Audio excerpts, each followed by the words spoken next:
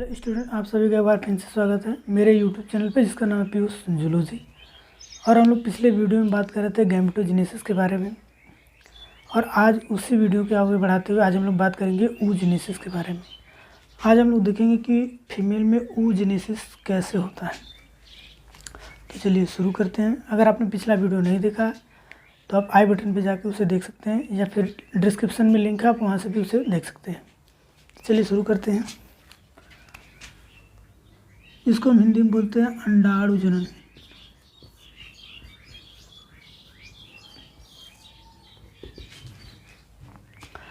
अंडाणु जनन स्पर्मेटोजेनेसिस से काफ़ी अलग होता है।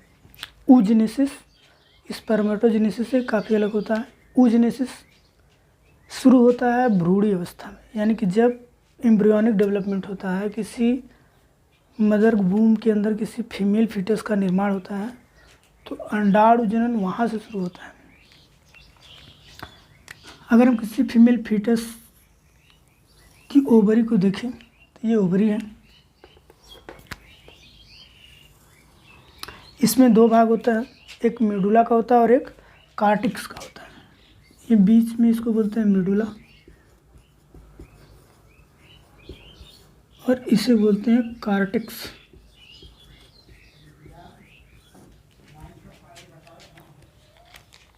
अब अगर हम देखें तो इस कार्टिक्स में एक स्टेम सेल होता है जिसको हम बोलते हैं oogonia।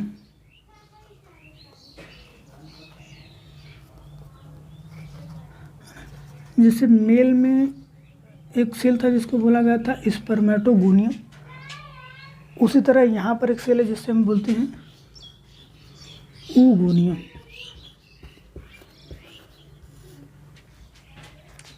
अब ये जो oogonia है, अब ये करता है एक बार सूत्री विभाजन। ठीक है, अभी क्या करेगा? सूत्री विभाजन।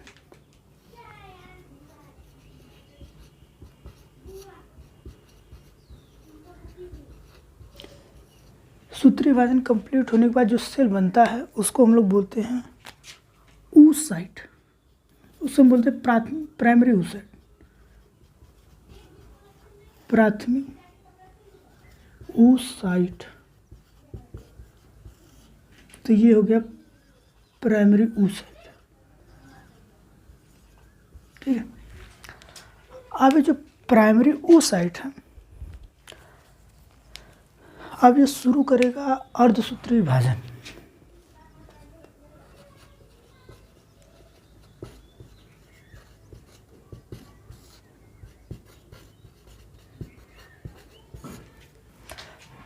प्राइमरी oocyte अब क्या करेगा? अर्धसूत्री विभाजन शुरू करेगा, लेकिन ये अर्धसूत्री विभाजन के फर्स्ट अवस्था यानी कि पूर्वावस्था फर्स्ट में आकर ये अरेस्ट हो जाएगा, स्टॉप हो जाएगा। अब ये जो प्राइमरी oocyte है ये क्या करेगा? इस मेडुला के इंटर में जो भी कोशिकाएं हैं ना, उनको अपने चारों तरफ अरेंज करेगा। अब ये क्या करेगा? अपने चारों तरफ कोशिकाओं को इकट्ठा करेगा।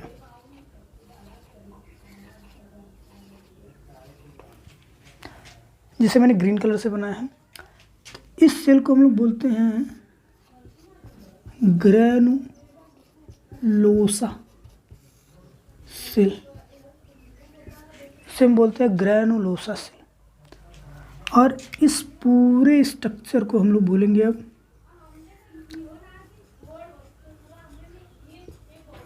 प्राइमरी फॉलिकल, प्राथमिक पुटिका। अब इस फीटस के जन्म लेने से तक इस दोनों ओवरी में लगभग लाखों की संख्या में प्राइमरी फॉलिकल का निर्माण हो जाएगा। अब इस फीटस का जन्म हो जाएगा, प्रसव के बाद इसका जन्म हो जाएगा। अब इस फॉलिकल के अंदर किसी प्रकार का कोई परिवर्तन नहीं होगा प्यूबर्टी तक, किशोरावस्था तक। इस प्राइमरी फॉलिकल के अंदर किसी प्रकार का कोई परिवर्तन नहीं होगा। बस ये जो फॉलिकल है, ये जो पुटिकाएँ हैं, ये सिर्फ डीजेनरेट होंगी, नष्ट होंगी। और किशोरावस्था आते आते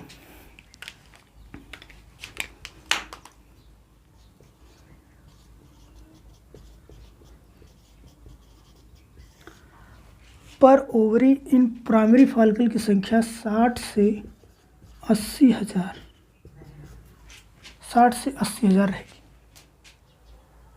अब किशोरावस्था के बाद, किशोरावस्था में से क्या होगा कि ये फॉलिकल आगे वृद्धि करेंगे। अब ये जो पुटका ये आगे बढ़ेगी, सेकेंडरी में कन्वर्ट होगा, टर्सरी में होगा, उसके बाद ग्राफिन पुटका में कन्वर्ट होगा। तो ये सारी चीज़ें होंगी कैसे? किशोरावस्था में हाइपोथैलेमस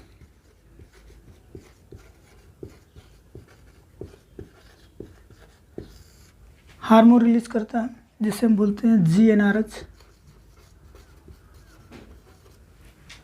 और ये आके एक्ट करता है पिट्यूटरी पर, पीयूष ग्रंथि पर, और यहाँ से 2 हार्मोन निकलता है जिसे हम बोलते हैं LH और FSH, luteinizing hormone, follicle stimulating hormone. इसका नाम ही क्या रखा गया है? पुटिका प्रेरक हार्मोन, यानी कि ये इस पुटिका को क्या करेगा? प्रेरित करेगा, जिसके फलस्वरूप पुटिका है आगे ग्रोथ करेंगे। अब हम देखते हैं कि जो हमारा फॉलिकल था, ये हमारा था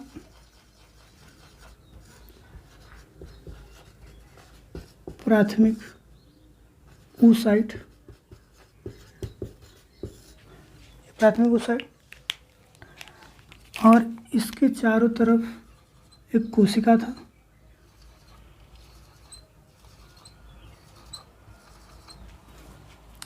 इसे बोला गया था ग्रैनुलोसा सेल, और इस पूरे स्ट्रक्चर को हमने बोला था प्राथमिक पुटिका। अब जैसे ही प्यूबर्टी के दौरान FSH और LH की मात्रा बढ़ेगी, वो इस पुटिका के ऊपर कार्य करेगा और इनमें परिवर्तन होगा। अब होगा क्या कि अब ये जो ग्रैनुलोसा सिंगल लेयर है ये मल्टी लेयर हो जाएगी।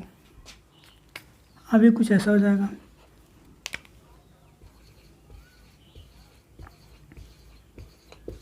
अभी तक ऐसे था, अब ये मल्टी लेयर हो जाएगी।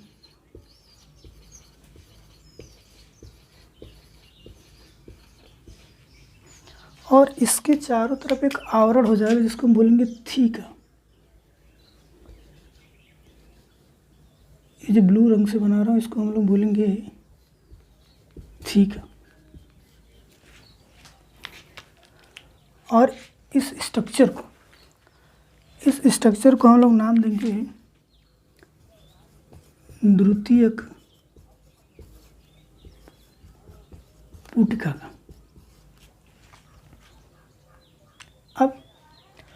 अब ये तृतीयक पुटिका में कन्वर्ट होगा। अब उसमें क्या परिवर्तन होगा? अब जैसे तृतीयक पुटिका में कन्वर्ट होना होगा, ये जो प्राइमरी oocyte है जो कि अभी रुका हुआ है पूर्वावस्था में, वो अपना पहला अर्धसूत्री विभाजन पूरा करेगा। जैसे ये पहला अर्धसूत्री विभाजन पूरा करेगा, उसके फलस्वरूप 2 कोशिकाएं बनेंगी। जो दोनों कोशिकाएं बनेंगी वो दोनों असमान होंगी, एक बड़ी कोशिका होगी और एक छोटी कोशिका होगी। जो बड़ी कोशिका होगी इसको हम लोग बोलेंगे द्वितीयक oocyte, और ये जो छोटी कोशिका है इसको हम लोग बोलेंगे प्रथम ध्रुवीय पिंड। ये जो प्रथम ध्रुवीय पिंड है ये आगे चल के नष्ट हो जाएगा। देख लेते हैं। तो ये हमारा हो गया सेकेंडरी oocyte, यहाँ पे था प्राइमरी oocyte, अभी हो गया सेकेंडरी oocyte। ये मल्टी लेयर ये मल्टी लेयर ग्रेनुलोसा सेल हो गया।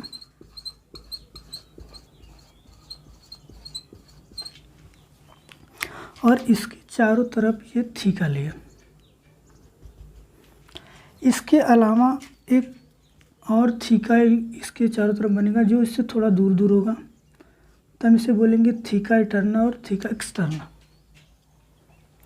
और ये जो ग्रेनुलोसा सेल है बीच में थोड़ा सा कैविटी छोड़ेगी, और इस खाली स्थान को हम बोलेंगे एंट्रम। इसे हम नाम देंगे एंट्रम।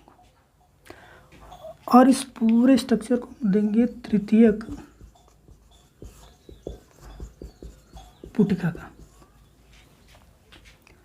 अब ये जो सेकेंडरी oocyte है, ये दूसरा अर्धसूत्री विभाजन शुरू करेगा।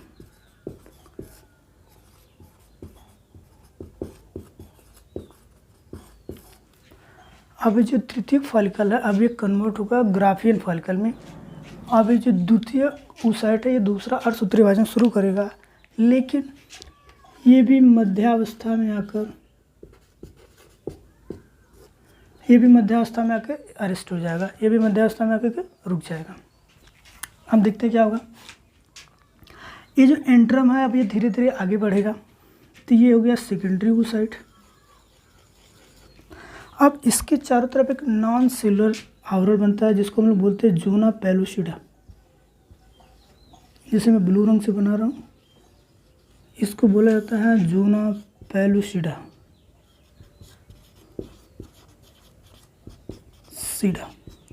या इसको हिंदी में अंडा आवरण बोलते हैं। इस ज़ोना पेलुसिडा के चारों तरफ कुछ ग्रेनुलोसा सेल अभी भी इकट्ठा रहेंगी।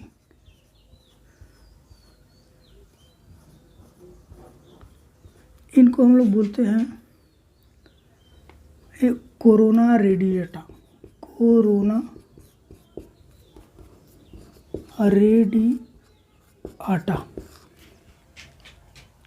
और ये जो एंट्रम होगा ये काफ़ी बड़ा हो जाएगा,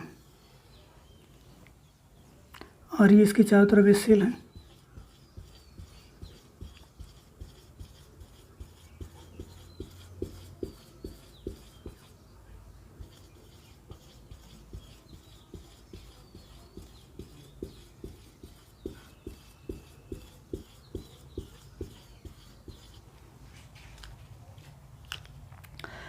अब ये जो एंट्रम है ये काफ़ी बड़ा है, अब इसके चारों तरफ ये सेल है। अब इससे हम लोग बोलेंगे ग्राफियन पुटिका।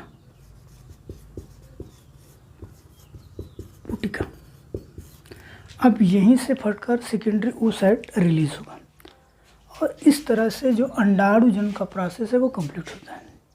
ये शुरू कब होता है? प्यूबर्टी के दौरान। और स्पर्मेटोजेनेसिस कब शुरू होता है? किशोरावस्था के दौरान। तो इस प्रकार से जो आज अंडाणु जनन ये कंप्लीट हुआ।